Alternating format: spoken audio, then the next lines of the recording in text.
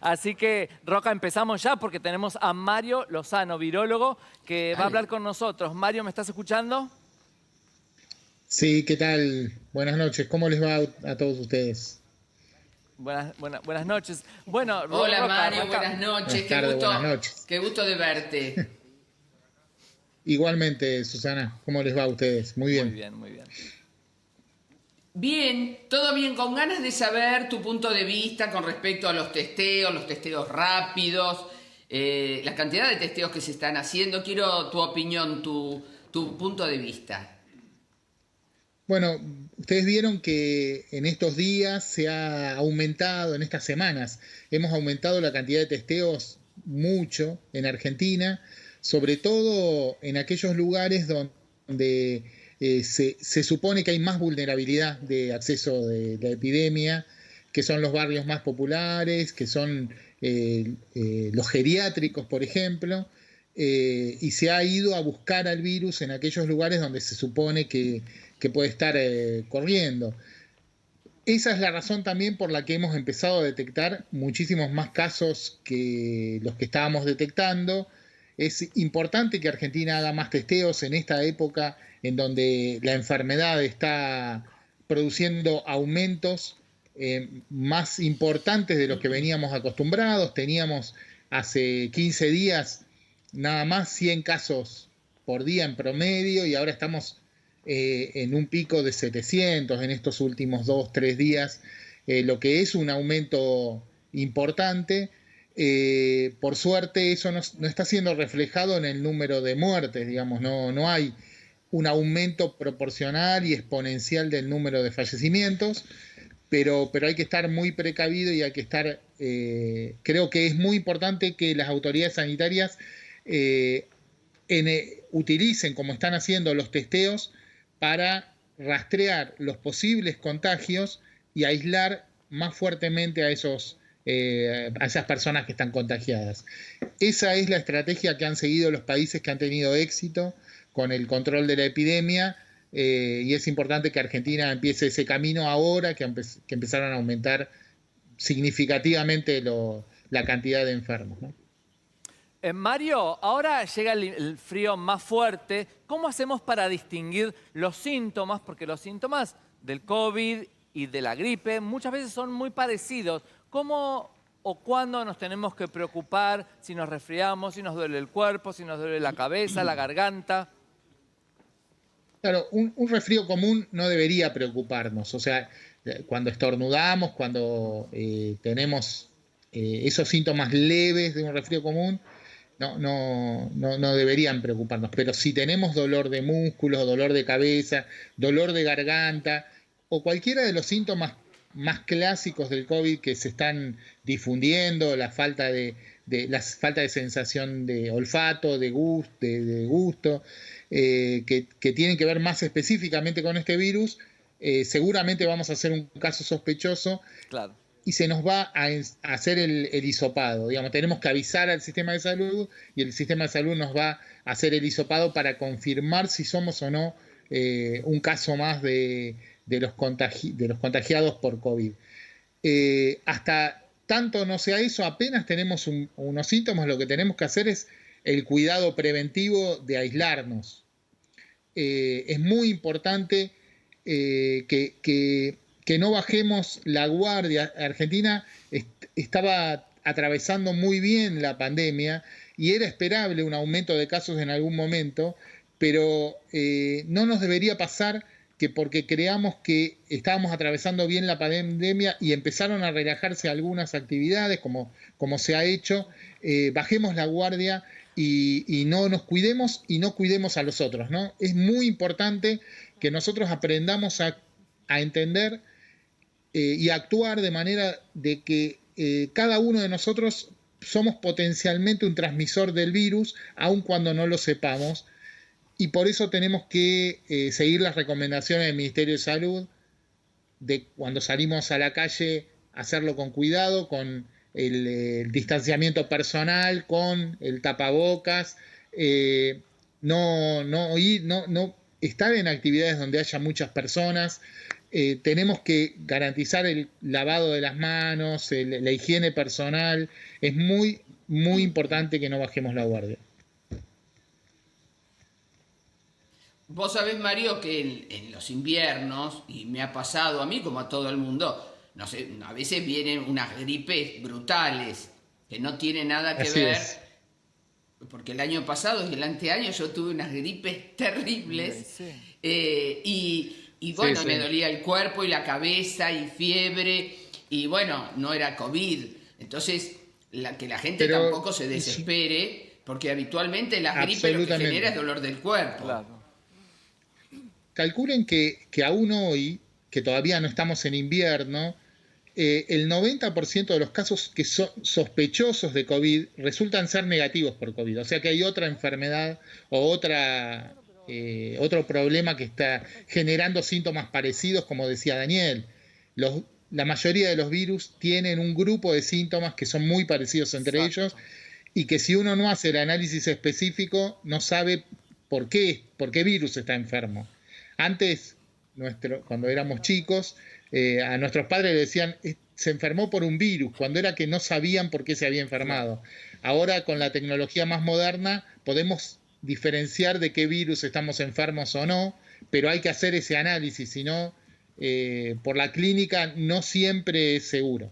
Mario, Nayara te saluda. Te quería preguntar en base al pico. Hola, Nayara. Se habla de que ya empezamos con el pico. ¿Esto puede continuar durante todo junio? ¿Crees que esta cuarentena va a ser estricta así durante todo junio? Sí, te doy una opinión personal, no es información que tenga del ministerio, pero yo creo que sí. Cuando nosotros hablamos de pico, tenemos que ser muy cuidadosos. En ningún lado ha llegado al pico de casos. Sí. El pico va a depender de cómo cada sociedad se maneje con las medidas de prevención. Piensen que la tragedia que está sucediendo en Estados Unidos, digo, porque la cantidad de muertos que hay ya implica que es una tragedia en vidas humanas perdidas, terrible, o en Brasil. No sucede con una detección de casos que no abarca ni al 0,5% de la población. ¿Qué quiero decir con esto? El virus se detectó solamente en el 0,5% de la población, por más que entendamos que hay más personas enfermas y no las ha detectado el sistema todavía, es el 99,5% que está fuera de esto y que no se ha enfermado. El virus tiene mucho camino por andar, aún pensando que solo se detectaron 1 de cada 10 casos, todavía le quedaría el 95% de la población en Estados Unidos, uno de los países que más tiene porcentaje de enfermos, para caminar. En Argentina todavía muchísimo más. Mario, necesito que se quede, que nos aguarde. Queremos compartir con usted también el movimiento de la ciudad y por eso tenemos a nuestro compañero, a Pablo Costas. Pablo, ¿me escuchás? Hola Dani, Susana, buenas noches para todos. Aquí estamos recorriendo como verán, por Avenida Santa Fe. Acabamos de pasar con Onel Díaz, una zona realmente muy transitada, concurrida, donde ropa hemos pasado hace un ratito. Ustedes estaban observando las imágenes por mercado de esos grandes que tenía algo de gente en la puerta, pero sinceramente se ve muy poco movimiento. Negocios esenciales están abiertos todavía, pasábamos por alguno que otro de comida recién y donde había algo de gente aprovechando esta modalidad que ahora está permitida por unos días, el takeaway. Vemos algo de gente caminando, hemos cruzado también algo de gente saliendo del subte, por ejemplo, o esperando algún colectivo, pero no es demasiado en general el movimiento que hay. En muchos lugares se observan también en las veredas que está demarcado la famosa distancia para que uno ya la respete directamente. Vemos un poquito movimiento en esta zona comercial de la ciudad de Buenos Aires que generalmente es muy transitada y ahora a medida que cae la noche va dejando de serlo. Bien, Pablo, aguardame un segundo que voy con Sandra y Helka, porque Horacio Rodríguez Larreta, ¿qué fue lo que dijo con respecto a los comercios? Sandra. Bueno, justamente es una de las zonas que van a tener un retroceso respecto a la apertura de comercios. Tiene que ver con las cifras de contagios que está teniendo la ciudad de Buenos Aires. Entonces, vamos a volver a la fase 1. Sería los comercios de proximidad van a tener el permiso para estar abiertos, pero estas zonas comerciales como la avenida Santa Fe que estaba recorriendo, van a cerrar esos comercios que abrieron hace unos 15 días y que tenías que ver el número de DNI que coincidiera con Por el ejemplo, día ¿qué par sectores, Sandra? o ¿Qué impar. comercios? Bueno, los no de pueden? decoración, Claro. los de productos, bazares, Sí. productos que no fueran indispensables, que no fueran Perfecto. alimentos y que no sean comercios de cercanía, las zonas de Los la ciudad esenciales, donde la gente claro. va, bueno, a hacer compras. Claro, así que normalmente de sigue shopping. permitido, Sandra, corregime si me equivoco, farmacias, almacenes, cosas Sí. de alimentación y veterinaria era lo esencial al principio, Sí, ¿no es cierto? y ferreterías, pero Ferreterías. de cercanía. Quiere decir que vas a poder ir Claro. cerca de tu casa a No irte a comprar otro lo barrio. esencial, no irte a otro barrio de compras. Bien, Sandrita, ahora seguimos, pero también tenemos a Diego Ubet en otra zona de nuestra ciudad. Diego, ¿me escuchás? Hola Dani, Susana, muy buenas noches. Como decías vos, estamos acá en el puente Nicolás Avellaneda. Une capital y provincia. De un lado está La Boca y del otro lado Avellaneda. Estamos viendo, también como decía Pablo ahí, estaba mostrando un poco la calle Santa Fe. Acá poco movimiento, vemos ahí a la gente de la policía parando, pidiendo los papeles correspondientes. Tuve la oportunidad de hablar con algunos y nos dijeron que en el transcurso de la noche este retén siempre es tranquilo, no hay tanto movimiento, pero en la semana hubo bastante movimiento y todos los autos que pasaban tenían los papeles correspondientes. Las únicas personas que no tenían estos papeles era la gente que andaba a pie o que estaba arriba de un colectivo. Por eso creo que estas medidas que tomó el presidente Fernández de nuevamente toda la gente que tiene un vehículo tratar de sacar este pasaporte, como diríamos nosotros, estos papeles que pueden pasar por este puente, porque realmente mucha gente y mucho movimiento en la semana, nos decían acá la policía. A partir de la semana que viene va a estar todo más tranquilo porque no va a haber tanto movimiento de autos, porque va a ser más complicado sacar el permiso para poder circular. Bien, Dieguito, cualquier cosa volvemos a vos, pero le quiero apuntar a Sandra, que está muy informada. A partir del martes cambia, ¿verdad, Sandra? También cambia en los 34 puntos de acceso, bueno, de capital a provincia, de provincia a capital. Va a haber control estricto.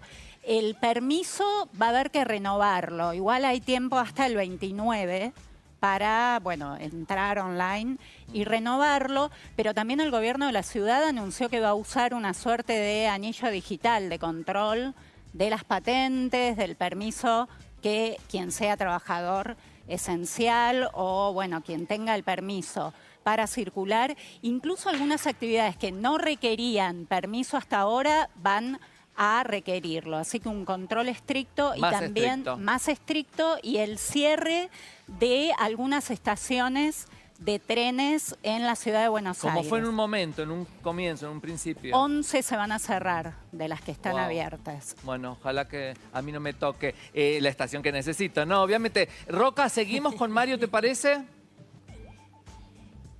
Sí, claro. Vamos a incorporarlo nuevamente. Mario, ¿nos escuchás? Sí, por supuesto. Ahí estás. Ahí estás. Bueno, contame un poquito alguna novedad que se esté pasando con respecto a los estudios, a los avances, a la medicación, a la vacuna, que vos estás más en el tema. Bueno, como venimos hablando, se sigue trabajando para desarrollar una vacuna. Hay algunos datos alentadores, tanto en China, en el laboratorio de China, como en Estados Unidos. Hay dos laboratorios que están bastante adelantados, empezaron las fases clínicas. Ustedes vieron que una vacuna, antes de ser liberada al mercado y a la población, tiene que ser probada por su seguridad, tiene que ser probada por su toxicidad, para evitar que que esa vacuna pueda generar más problemas de las cosas que intenta solucionar, y además tiene que ser probada por su eficiencia, o sea, por si efectivamente nos protege contra lo que dice que nos protege. Todo eso se hace en estudios clínicos con pacientes voluntarios que participan de ese acceso, y se están empezando los estudios. No es algo que termine rápido, como decimos siempre, cuanto mucho, quizás en el año que viene haya efectivamente, si estos estudios son exitosos, una vacuna disponible. Después va a haber que ver cómo se produce masivamente esa vacuna, porque son millones de personas, cientos o miles de millones de personas las que deberían vacunarse, y en ese camino la humanidad está avanzando. En Argentina hay grupos trabajando también en vacunas y en diagnósticos y en tratamientos. Hace poco vimos cómo el presidente y el equipo de salud presentaron un nuevo sistema de diagnóstico que un grupo de investigadores argentinos desarrolló. La verdad que nos llena de orgullo. Dentro de poco se va a lanzar otro grupo, otro sistema de diagnóstico también desarrollado por científicos, en este caso que trabajan en universidades nacionales, en la Universidad de San Martín y la Universidad de Quilmes. Estamos muy contentos con esos avances, porque le da al país una independencia de las necesidades que va a tener seguramente para garantizar el número de test necesarios para hacer el diagnóstico seguro, para que el sistema de salud tome decisiones sobre garantizar que la pandemia no se expanda. Y finalmente los tratamientos, que también estamos participando como país de un ensayo a nivel mundial, pero todavía esos resultados no los tenemos. Mario, le quería preguntar cómo están funcionando, por un lado, el plan Detectar en los barrios más vulnerables, y el plan y los centros de detección que se anunciaron también para lugares de encierro, ¿no? Para lugares, bueno, desde los geriátricos o cárceles o lugares donde la gente permanece encerrada, que son lugares de mayor riesgo de contagio. Sí, Argentina ha desarrollado estrategias para acercar el diagnóstico a la gente. En ese caso que vos mencionás, no solo se da en los lugares de encierro y en los geriátricos, también se está buscando formas de que podamos testear, hacer el ensayo diagnóstico directamente a las personas en la cercanía de sus hogares. Y el plan Detectar va en ese sentido también. Se está trabajando mucho en los barrios más vulnerables. Por ejemplo, en Quilmes y Avellaneda han empezado a testear muchísimos barrios populares, villas, en donde se prevé que la enfermedad pueda esparcirse más rápidamente, y en algunos, a pesar de que se hicieron miles de diagnósticos, se detectaron muy pocos casos, menos de 5 casos, y en otros algunos más. Hace poco nos enteramos en Villa Azul, una villa que está entre Avellaneda y Quilmes, a la bajada del acceso sudeste.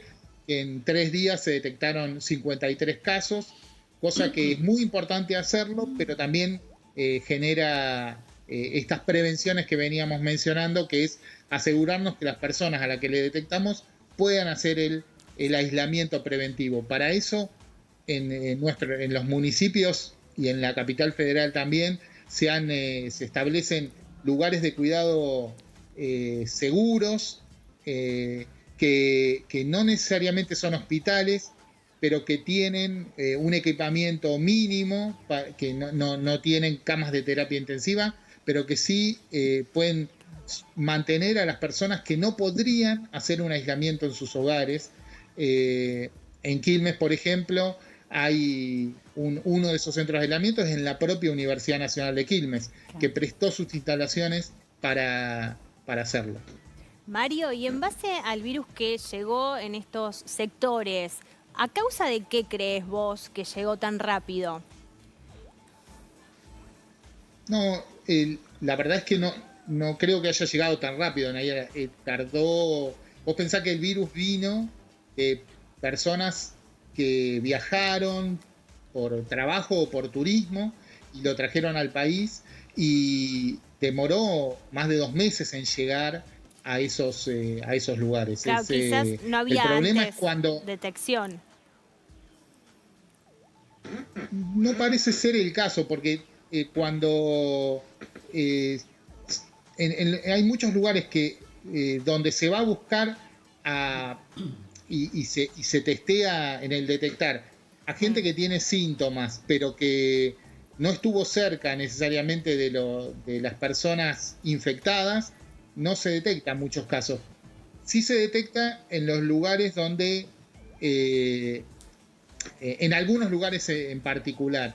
Y eso, el panorama parece ser como que ahí hubo una persona en una familia que se infectó y por la forma de convivencia Claro. que tiene, mucho más cercana, por el tipo de hogar que tiene, se transmite, cuando aparece uno sí se transmite más rápido. Pero no en todos los barrios populares hay muchos casos de infección y con este operativo de detectar, al detectarlos tempranamente, se los puede aislar y evitar esa dispersión de la que estamos mencionando.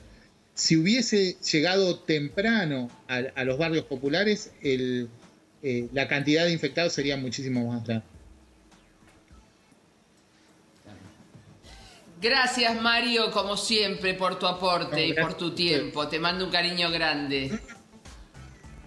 Bueno, igualmente, Susana, un abrazo grande. Un cariño, Mario. Gracias por participar en Implacable.